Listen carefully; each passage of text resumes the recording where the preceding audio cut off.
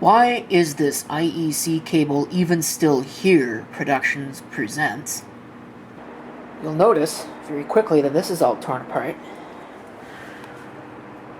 There is a UPS here, a back UPS Pro 1500. That back UPS Pro 1500 is sitting right here. And the problem with it is that the batteries died like probably a year, maybe even a year and a half ago, and I never replaced them.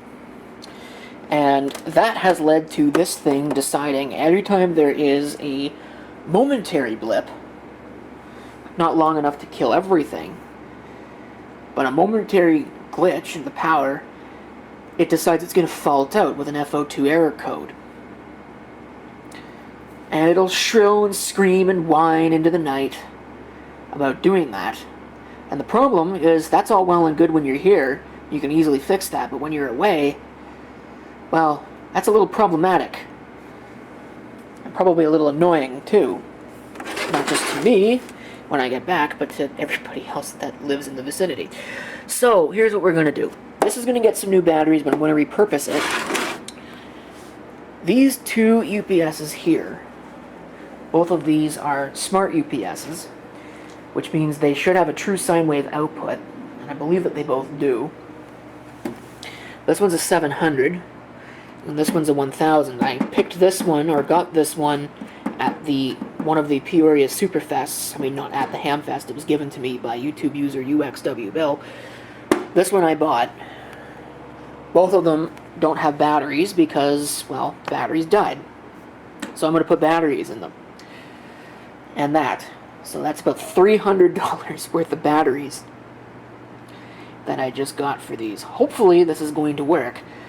I really should perform a runtime calibration on these, but guess what I'm not going to do? Because I am feeling lazy, and I also don't have my 500 watt halogen light to hand. Okay, so here is the inside of the 1000.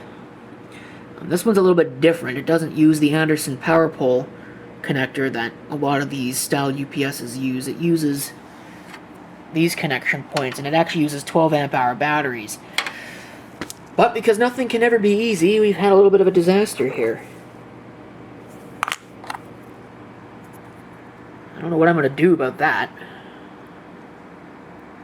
I don't know that I can recrimp that. I don't even know where I'm going to get one of these. Probably have them at work, but I want this done now, doggone it. Okay, here we go. With the help of some industrial strength needle nose, I was able to get that cable back in there, and hopefully it's actually going to make an okay connection. But electrically, obviously, that's not the safest thing to do, so I am going to be getting another one of these fuses. I think that's a 60, what is that, a 60 amp fuse? I think it's actually an automotive style fuse, but I will end up getting another one of these with the cabling, or just making one. I don't know. But I know I don't have another one that's that thick, because I think that one's got a smaller fuse in it, and I want to use both UPSs. So, we're going to take the cheap way out, and the quick way, and we'll do it like this. Do not try this at home. I'm a professional idiot. Let me go get the batteries. Okay, I believe I have made a mistake on this. I think I was actually supposed to get 10 amp hour batteries, not 12. Because I think the 12s are a little too large. I know that my back UPS 650 that's over there, that I'm going to be replacing as well as part of this endeavor, that one uses 12 amp hour batteries, but this I think was supposed to have 10s, which are a little bit slimmer. Whoops. Well, hopefully this works. I'm putting them in sideways, which I don't believe is the way this is supposed to go. And I don't think this is going to work because they're not going into place. Awesome. Well, that's dumb. So these won't fit. The 12s are too big. Doesn't matter how I put them in. If I stack them on top of each other, if I put them in sideways, doesn't matter. They don't fit, pure and simple, because of the circuit board that's right up there. So hopefully 9 amp hour batteries are large enough for this, because that's all I got. And this has to work. Simply do not have a choice. So Let me get this in there and see if it's actually going to boot. Power on and charge and do proper things. Okay, after a bit of a finishing, I have the cover back on. Let's see what happens.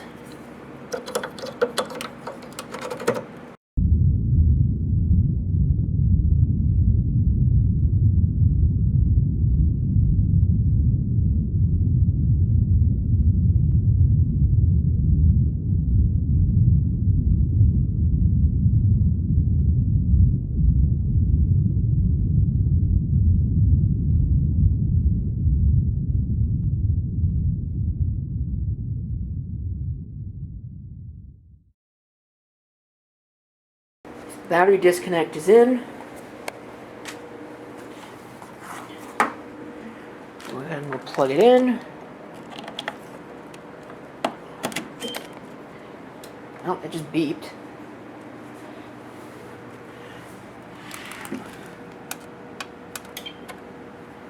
Okay.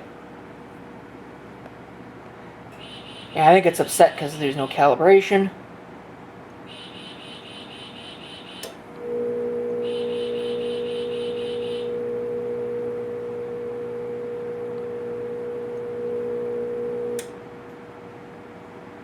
Okay. No errors. Cool. Alright. So there we go. Here's UPS number 1, powering part of what was here. So, now I gotta get UPS 2 going. That should be easy. You know, there's a hint of irony in recording a video about replacing UPS batteries and having the battery on your camcorder die mid-sentence. Anyway, I was saying that one should be easier because, well, I know that I'm going to have the right batteries for it. Man, I should have got it on camera. There was a big spark when I plugged that in. Wow, I haven't seen one of those spark like that in a long time, but that definitely fits a lot better. That's what it's supposed to be. Now, there's no fuse, which I find kind of interesting. I don't think this has a battery cutoff. No, it doesn't. It does have fewer outlets, but that's fine. It's a smaller UPS, you don't want to overload it. So I'm going to put the screws in this, plug it in, and see what it does. I think you just noticed there's a corner busted out of this one. I wonder if it was like that when I got it, or if it ended up getting damaged. I don't think I did that, so... Either way, let's plug it in and see what goes boom. Well, it went beep.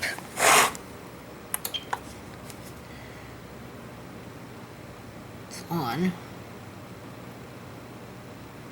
It's going to need to be calibrated.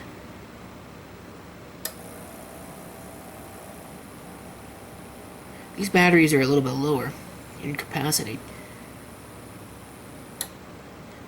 but passed the self-test, so eventually these will both get a runtime calibration, and I might go ahead and reset the battery constant on them as well, but for the time being, they work. Let me get this one into service.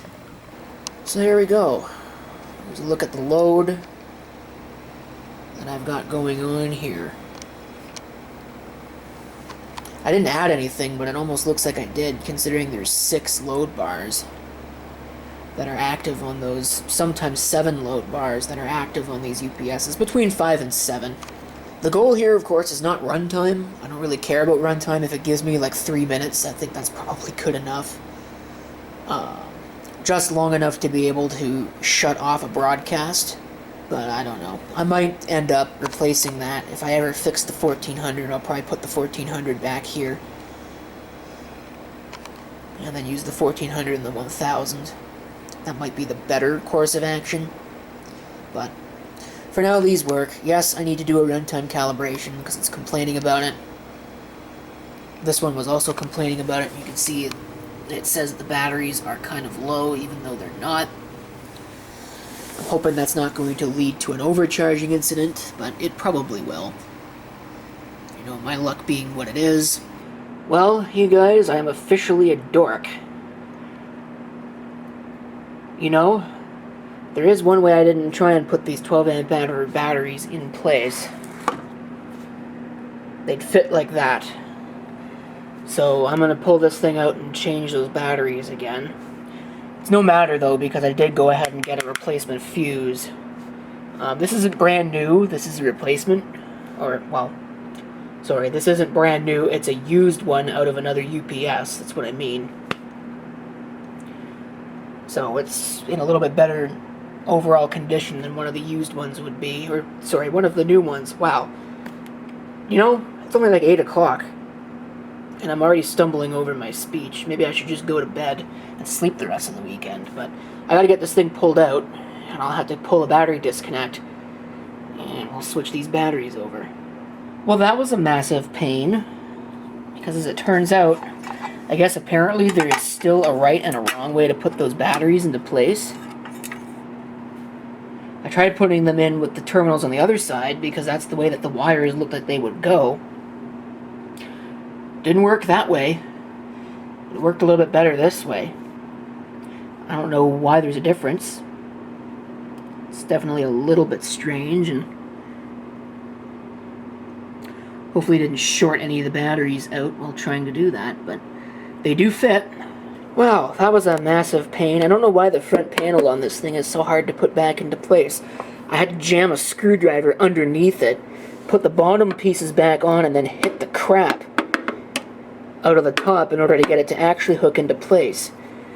I thought I was going to break it because this is very brittle plastic, but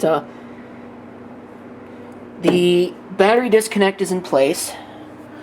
So let's go ahead and take the actual power, plug it in,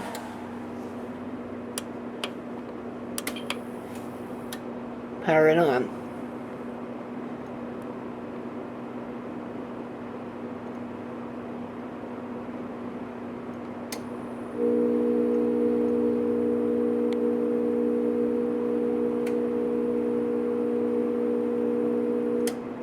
No complaint about the batteries, so we're now good to go. Let's move on to the next UPS then, because now I can actually do that. So this is the battery pack out of that back UPS Pro 1500, and check out the split in that. I don't think it's any wonder why this battery pack doesn't work anymore. I wonder if that means the other one is good, and if that other battery is okay, maybe I could bring it up on an external charger and use it in one of my UPSs that needs a single battery, because I do have at least one of those. Food for thought anyway. I'm going to go ahead and take this apart and replace these batteries one at a time, just so I can get the polarity correct.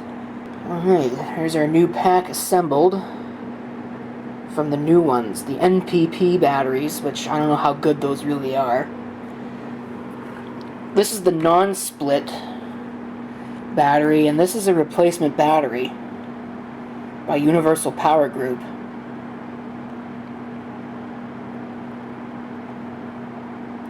They're 9 amp hours, just like the other ones. So it'll be interesting to see if the UPS functions still with these. It looks like they've actually gotten kind of hot at one point, these old batteries. Look at the discoloration on those terminals. I wonder if that battery actually works. I'm going to check it with a meter, but I kind of seriously doubt it. I'm also going to take this over to the other UPS and put it in place. And I'm going to replace that thing. Alright, UPS should be easy to set up. It's just a case of take the battery pack. There's only one way it can go in, and hopefully it doesn't decide the pack is going to break apart or something. Equally as annoying. I think I'm going to need both hands to do that, though. Alright, flip it back over. These will cold start, so just as a quick test.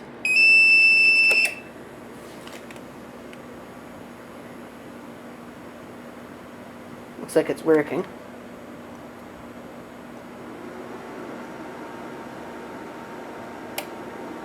It's definitely on.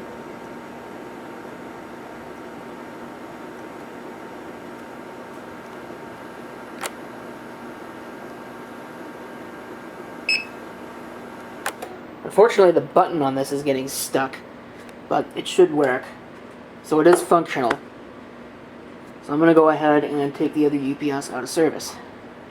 Alright, first step, let's go ahead and shut that down. If it will. I don't know if it'll actually do it from the front panel.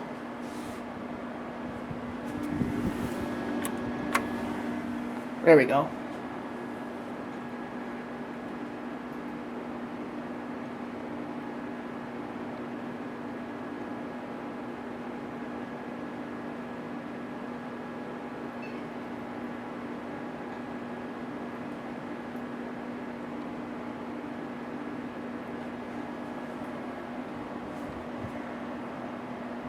Shouldn't have to mess with any of that. But once this is off, I can flick that UPS off. The fun part is going to be figuring out how I've got the UPS actually plugged in, where it's plugged in. If it's over here on this side or if it's over on the other side. I think the cabinet is off. So we'll turn that off. Okay, let's kick on the UPS.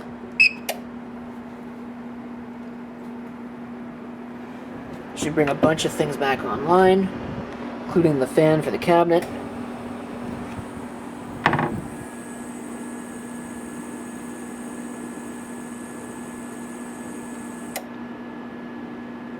Alright. Slide that back. Gonna have to move this so that way it's out of the way.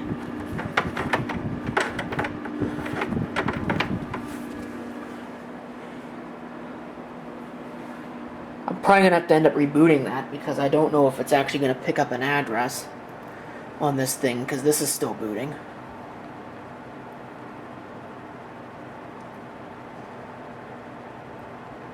Hopefully with any luck it'll pick up pretty quickly.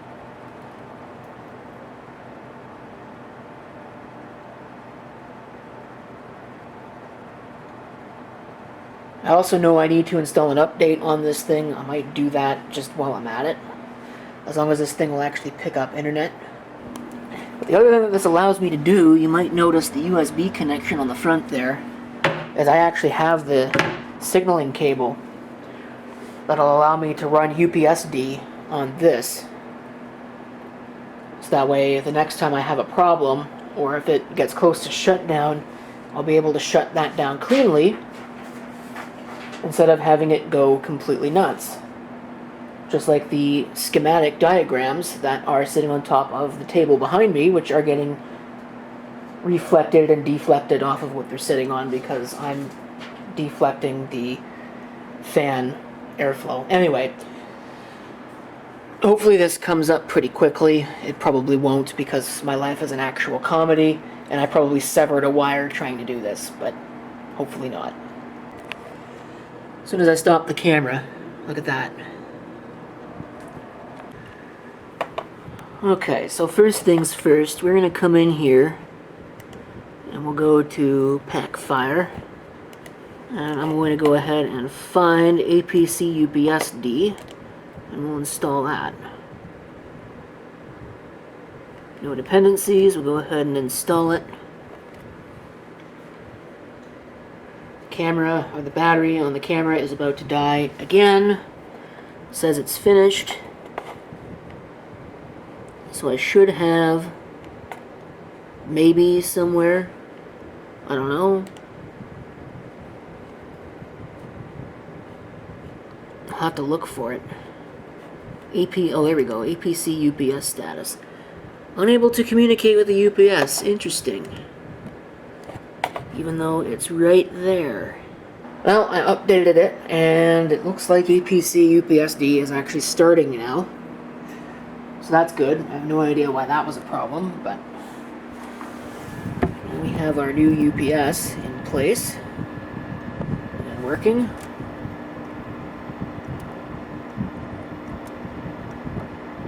Gives me a decent runtime. And that's pretty much it for that. I do have plans for the other beige thing, but I'm going to do that later because it's almost 10:30. And the camera's out of batteries. It's not really all that interesting anyway. So thanks for watching, and if you have any comments, feel free to leave them below.